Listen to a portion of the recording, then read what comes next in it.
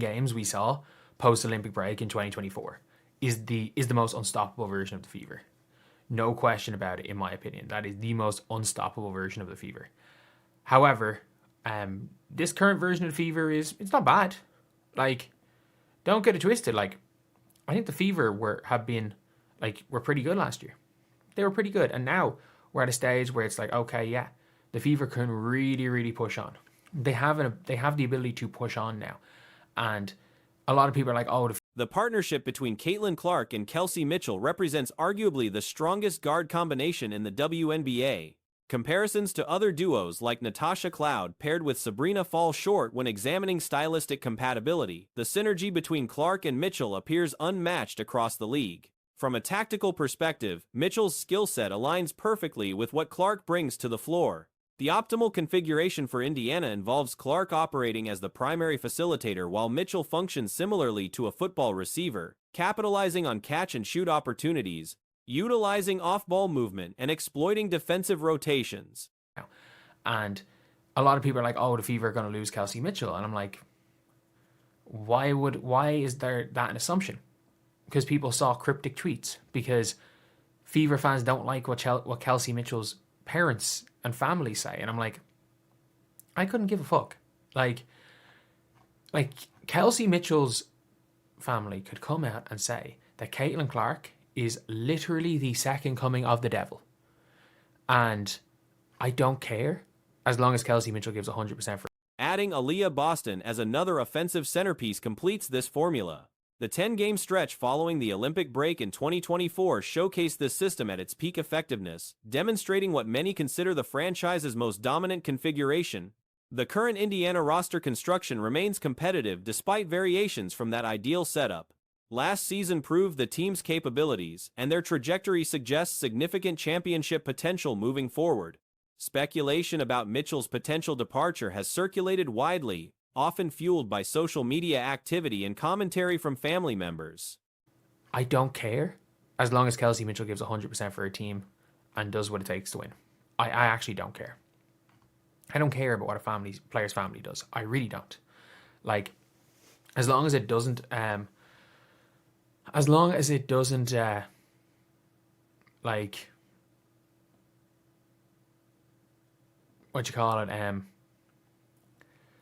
affect the on-the-court stuff, I don't care.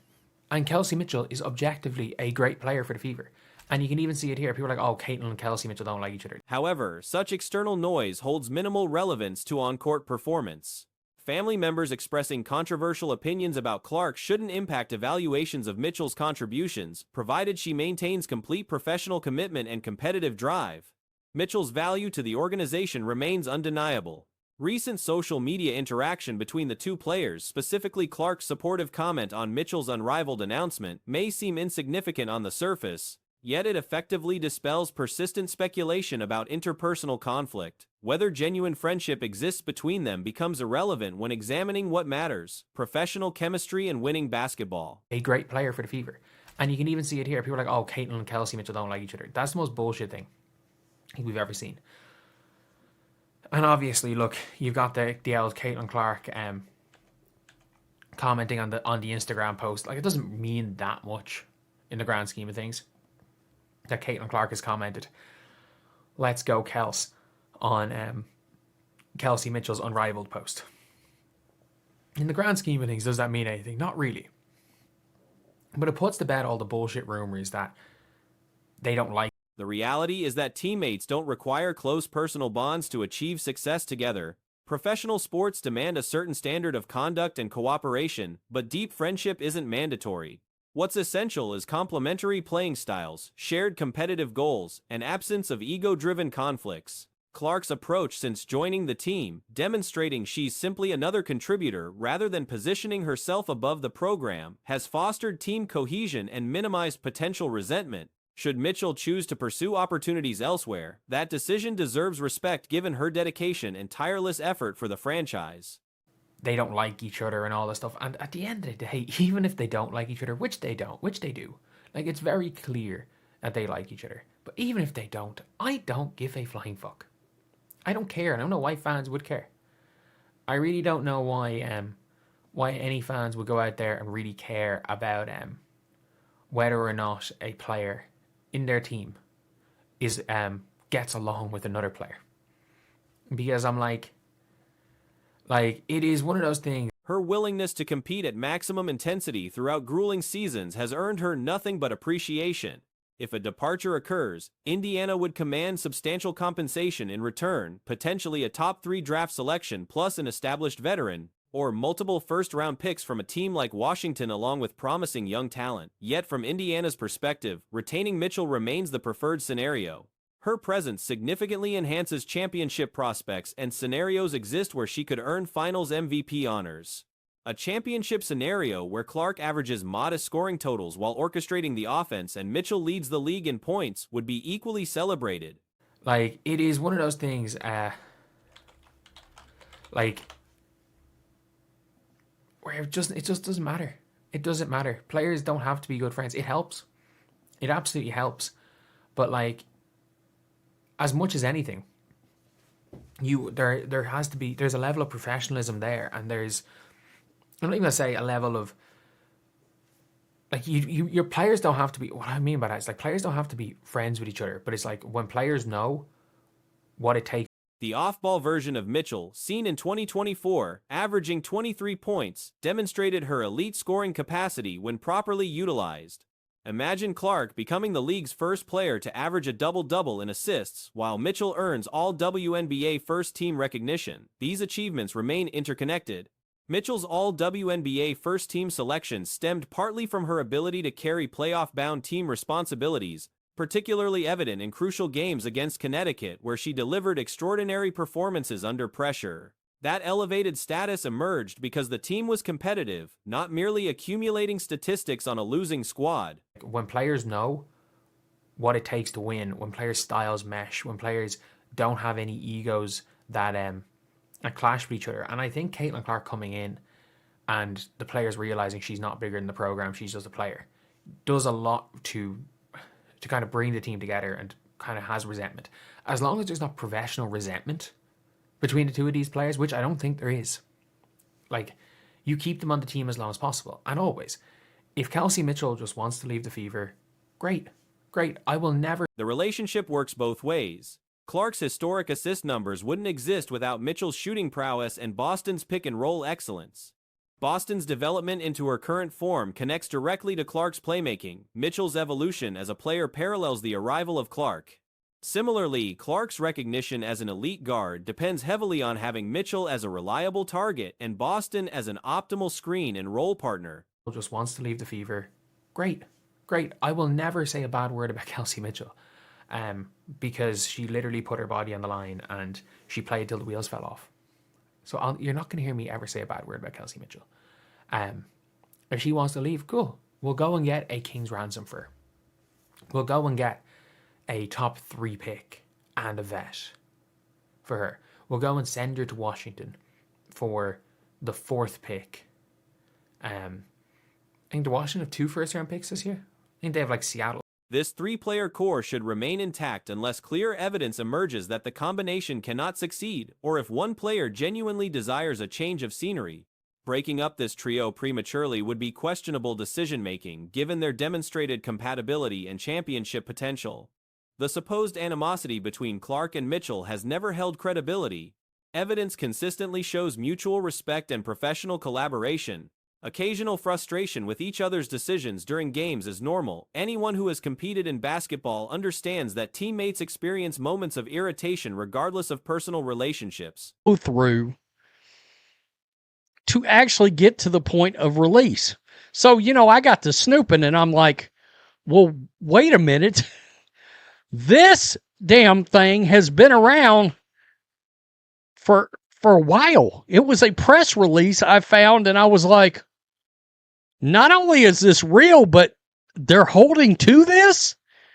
Guys, I got to tell you, this is in the running for one of the worst logos I have ever. Such friction represents standard competitive dynamics rather than evidence of deeper problems. Their playing styles mesh effectively, and that's what determines success on the court.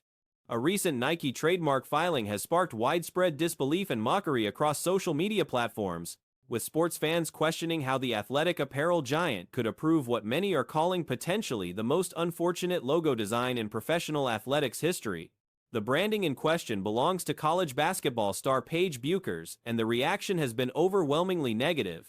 When the design first surfaced on social media feeds, initial responses included genuine confusion about its authenticity. One of the worst logos I have ever seen. Look at this. Look at this. I swear to God, I thought it was one of those silver trash cans. You know, those silver galvanized trash cans, old school trash cans you used to see all the time.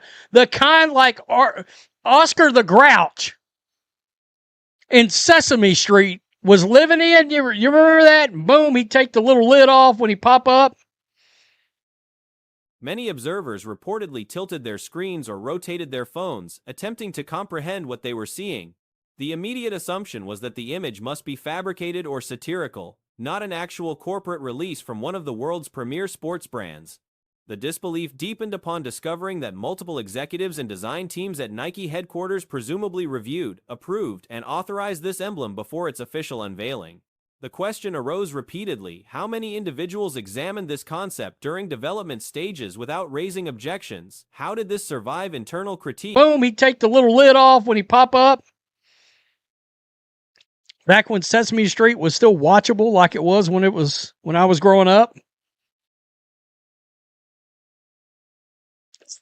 I don't even know what to say.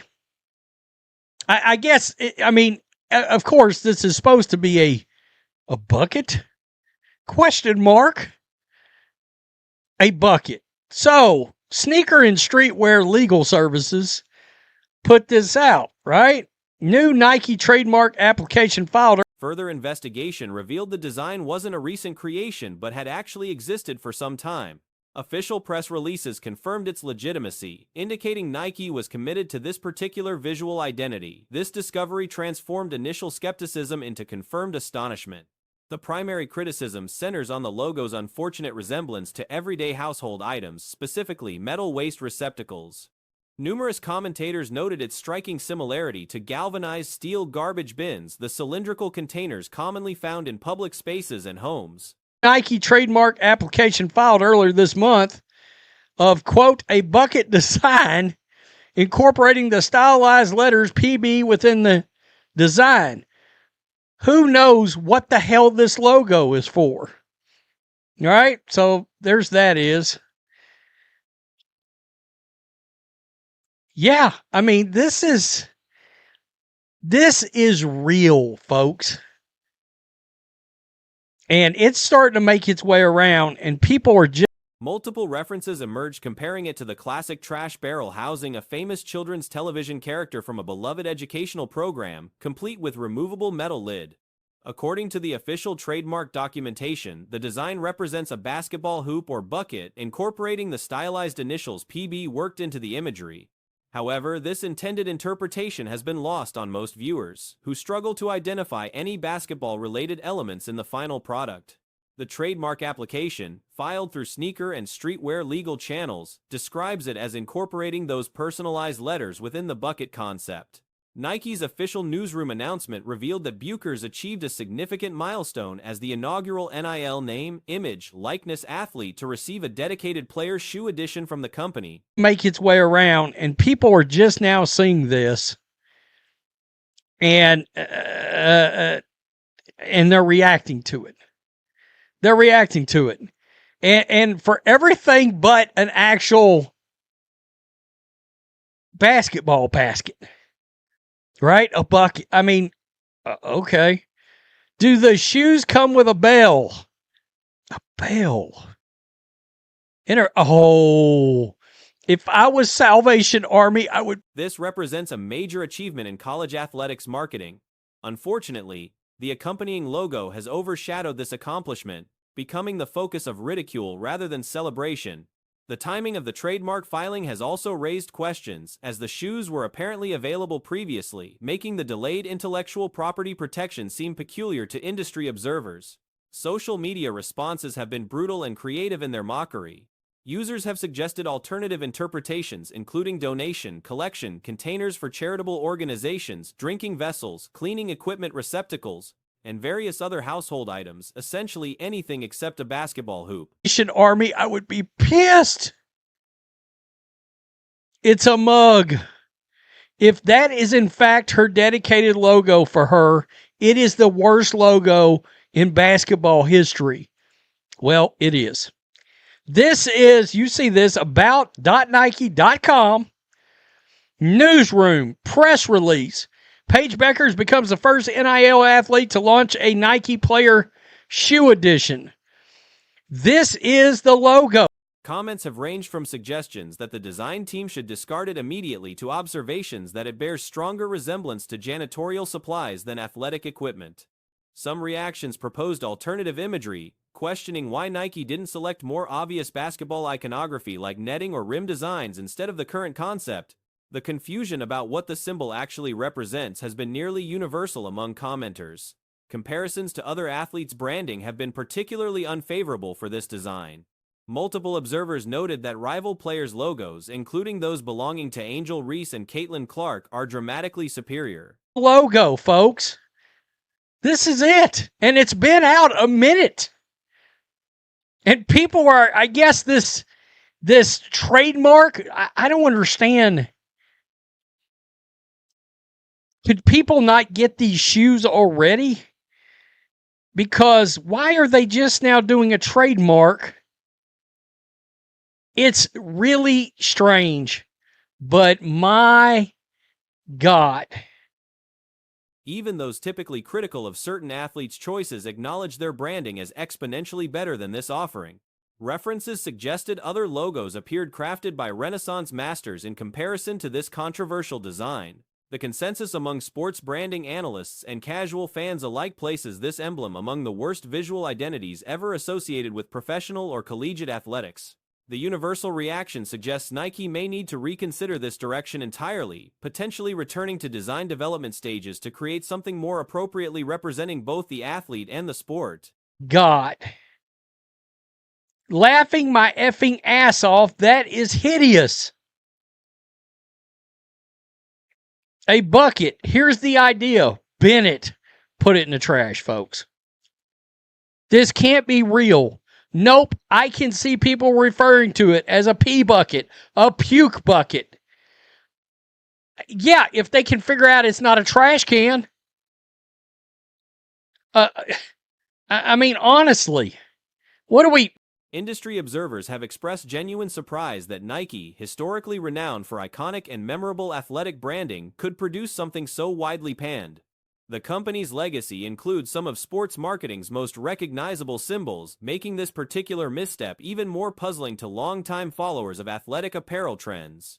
The situation has generated speculation about whether this will become the permanent public-facing logo or if Nike might quietly retire it following the overwhelmingly negative reception. Some commenters expressed hope that this represents preliminary trademark protection work rather than the final consumer-facing design.